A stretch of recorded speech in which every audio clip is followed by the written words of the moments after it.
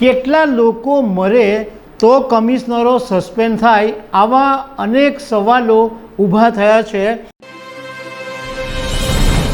નમસ્કાર દર્શક મિત્રો, રાજકોટ ટીઆરપી ગેમિંગ ઝોનમાં જે ઘટના બની અને 30 લોકોના મોત થયા, એમ કહેવાય કે 30 લોકો બળીને એવી રીતના ભડથું થઈ ગયા કે એમની ઓળખ કરવી પણ મુશ્કેલ થઈ પડી।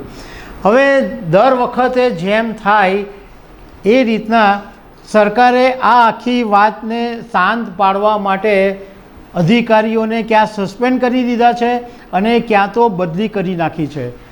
એટલે આ વિવાદને શાંત પાડવા માટે સરકારે તો ખેલ પાડવાની શરૂઆત કરી છે, પરંતુ સવાલ એ છે કે નાના માણસો જ કેમ સસ્પેન્ડ થાય છે, મોટા અધિકારીઓને માત્ર બદલી કરીને કેમ સંતોષ માની લેવામાં આવે છે, કેટલા લોકો મરે તો કમિશનરો સસ્પેન્ડ થાય, આવા અનેક સવાલો ઊભા થયા છે અને એના વિશે હું તમારી સાથે વાત કરીશ। મારું નામ રાજેશ શાહ છે અને તમે જોઈ રહ્યા છો ખબર છે.com।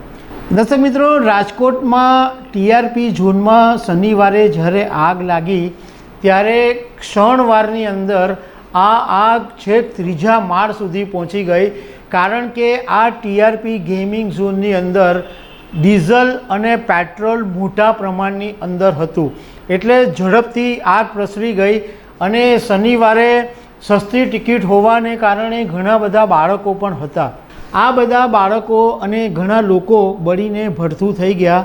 હવે એટલો બધો હોબાળો થયો, સોશિયલ મીડિયા પર હોબાળો મચી ગયો, મીડિયાએ હોબાળો મચાવ્યો, એટલે સરકારે પગલાં લીધા। પણ કેવા પગલાં લીધા? સરકારે 7 જે નાના નાના અધિકારીઓ છે એમને સસ્પેન્ડ કરી દીધા। એમાં એક છે નાયબ કાર્યપાલક ઇજનેર MR Suma, PI VR Patel, PI NI Rathod, પારસ M કોઠિયા જે કાર્યપાલક ઇજનેર છે, બાંધકામનું જેમને સુપરવિઝનની જવાબદારી હતી એ ગૌતમ D જોશી, આસિસ્ટન્ટ ઇજનેર જયદીપ ચૌધરી અને ફાયર ઓફિસર રોહિત વિગોરા, આ 7ને સસ્પેન્ડ કરી દેવામાં આવ્યા છે। દર્શક મિત્રો, એક વાતની સ્પષ્ટતા કરી દઈએ કે અમે બિલકુલ એવું નથી કહેતા કે આ માણસોની સામે પગલાં નહોતા લેવા જોઈતા।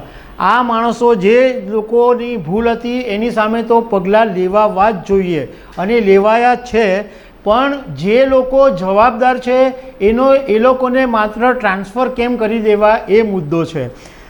4 જે મોટા મોટા અધિકારીઓ છે એમની માત્ર બદલી કરી દેવામાં આવી।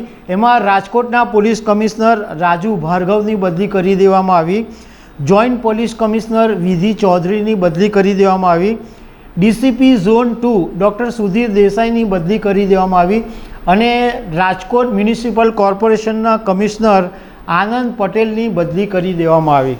એટલે ઘણા બધા લોકો એવા સવાલ પૂછી રહ્યા છે કે આમાં શું જોગવાઈ હોય, કેટલા લોકો મરે તો આ બધા કમિશનરો સસ્પેન્ડ થાય? કારણ કે હવે આ બધા અધિકારીઓને કાયદાની ખબર જ હોય છે, એ લોકોને કોઈ ડર હોતો નથી।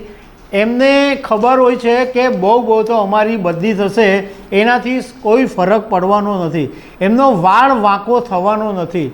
જે અધિકારીઓ મંત્રીઓને સલામ નહીં મારે એમાં ટ્રાન્સફર થઈ જાય અને 32 લોકો મરે તો પણ માત્ર ટ્રાન્સફર, આ કેવો ન્યાય છે? અને આ બાબતે હાઈકોર્ટે પણ બહુ જ સખત ટિપ્પણી કરી છે। હાઈકોર્ટની અંદર સોમવારે જ્યારે સુનાવણી થઈ ત્યારે હાઈકોર્ટે એટલી સખત ટિપ્પણી કરી, એમ કીધું કે રાજકોટનું ગેમિંગ ઝોન 4 વર્ષથી ફાયર NOC વગર ચાલતું હતું, તો શું કમિશનરો આંધળા હતા?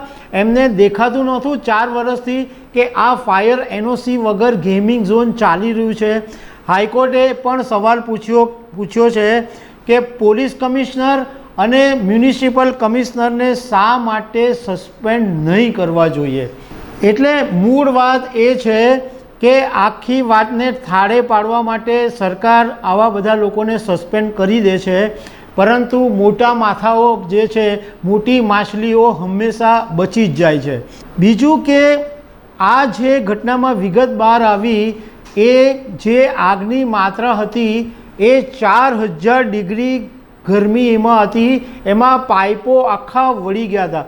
તમે જસ્ટ વિચાર કરો કે 44 ડિગ્રીની અંદર લોકો ત્રાહિમામ પુકારી જાય છે, તો આ 4000 ડિગ્રીમાં જ્યારે બાળકો હોમાયા હશે ત્યારે એ લોકોની શું હાલત થઈ હશે, એ લોકોની શું વેદના હશે, શું એ લોકોની ચીચિયારી હશે, એ ઇમેજ કરવી મુશ્કેલ છે. 4000 ડિગ્રી તાપમાન. પરંતુ આ માનવ સર્જિત જે ઘટના છે એની અંદર લોકો એવું ઈચ્છે છે કે જે પણ જવાબદાર છે એ લોકોને સખતમાં સખત સજા થવી જોઈએ. દર્શક મિત્રો, આવી અનેક વાતો સાથે અમે તમને મળતા રહીશું. Thank you very much.